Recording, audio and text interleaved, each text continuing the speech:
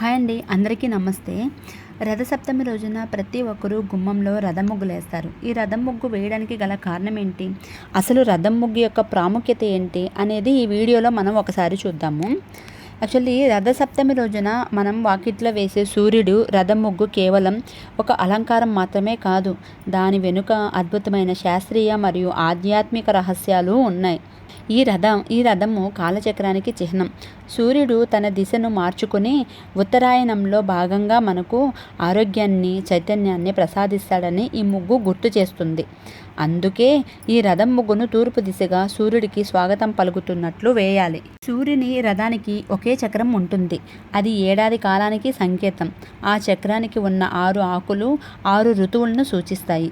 రథానికి కట్టిన 7 గుర్రాలు సూర్యకాంతిలోని 7 రంగులను అంటే విబ్జియార్ సూచిస్తాయి. అలాగే మన శరీరమే ఒక రథంగా చెప్పవచ్చు. బుద్ధిని సారథిగా భావించవచ్చు.